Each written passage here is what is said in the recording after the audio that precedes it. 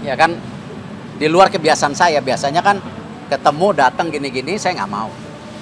Karena saya ngeliat orangnya sangat serius, ya skillnya sangat tinggi, bahkan kecintaan dia sama Indonesia kan kalian bisa lihat. Tiba-tiba main sepak bola lah dengan anak kecil segala. Ya saya rasa sesuatu yang out of the box gitu. Makanya kemarin setelah pertandingan saya tanyakan lagi. Kita kalah lo 4-0. Yakin saya bilang. Dia bilang yakin saya akan bisa bikin perubahan buat tim Indonesia.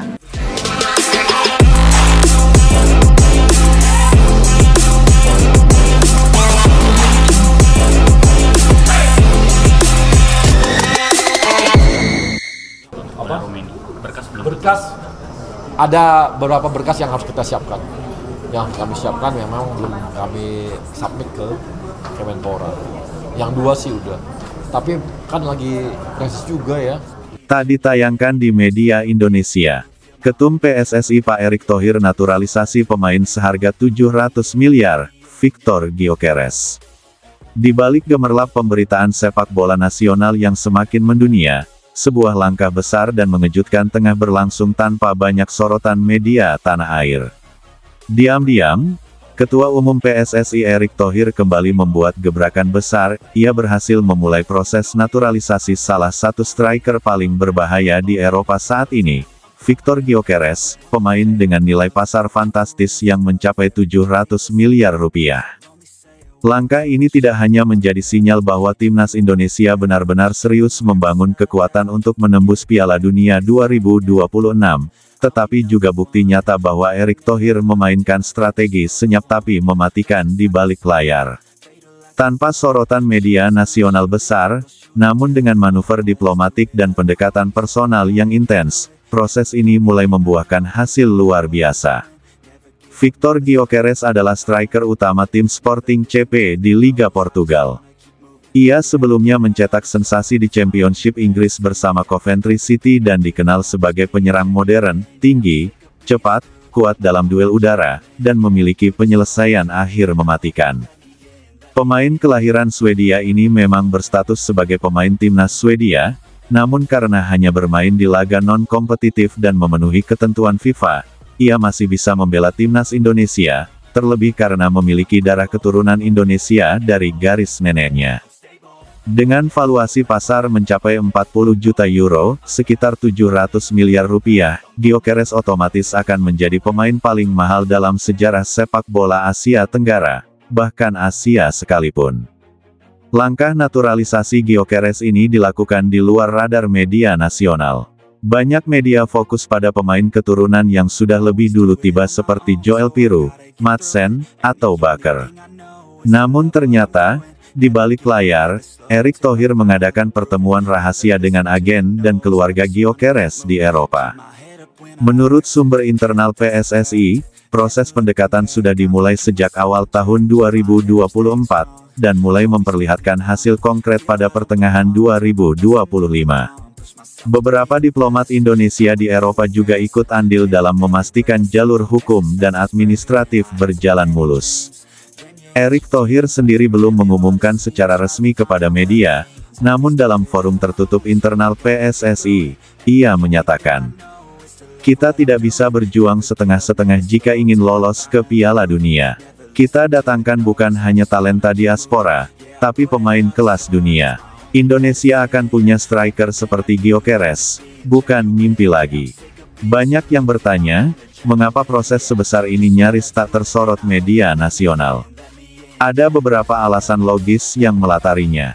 Mengingat nilai pasar Gyökeres yang sangat besar dan statusnya sebagai pemain inti Sporting CP, PSSI menjaga kerahasiaan agar tidak terganggu oleh klub maupun media asing yang bisa mempersulit proses.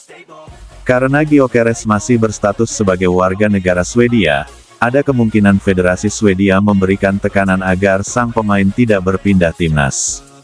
Oleh karena itu, strategi senyap dipilih. Erick Thohir dikenal sebagai sosok yang lebih suka menunjukkan hasil kerja daripada sekadar wacana. Ia memilih untuk mengumumkan ketika semua sudah pasti, bukan sekadar janji.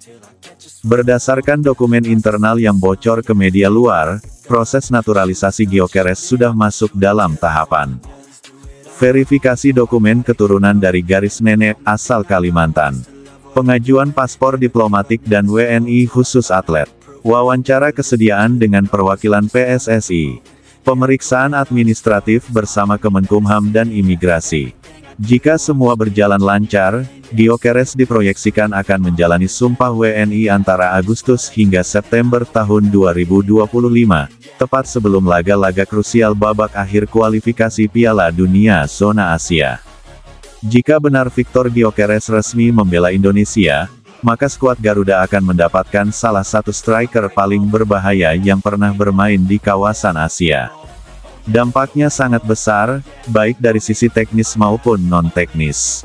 Kombinasi Joel Piru dan Gyökeres akan menjadi duet striker mematikan, keduanya punya gaya bermain saling melengkapi. Akan ada transisi strategi dari bertahan dan menyerang balik, menjadi mengontrol permainan dan menyerang aktif. Pemain lokal seperti Marcelino, Yakob Sayuri, dan Ricky Kambuaya akan mendapat lebih banyak ruang eksplorasi. Menjadi magnet perhatian dunia terhadap perkembangan sepak bola Indonesia. Mendorong sponsor besar masuk mendukung PSSI dan Liga Indonesia. Menjadi sumber inspirasi generasi muda bahwa timnas kini sudah di level global. Meski belum banyak diberitakan di media dalam negeri, sejumlah media Eropa mulai mengendus kabar ini. Media Portugal seperti Record dan O Jogo menulis bahwa Victor Gyökeres tengah mempertimbangkan keputusan mengejutkan untuk membela timnas Indonesia menjelang Piala Dunia 2026. Media Swedia juga mulai berspekulasi, apalagi setelah pelatih timnas mereka menyatakan bahwa Gyökeres belum tentu masuk skema utama karena persaingan lini depan yang ketat. Beberapa akun media sosial yang menyebarkan rumor ini langsung diserbu netizen. Banyak yang tak percaya bahwa pemain sekelas Gyökeres benar-benar mempertimbangkan Indonesia. Tapi setelah kasus Madsen, Piru, dan Baker menjadi nyata, masyarakat mulai yakin bahwa semua mungkin di era Erick Thohir. Mulai ramai dibicarakan di X, Twitter, dan TikTok.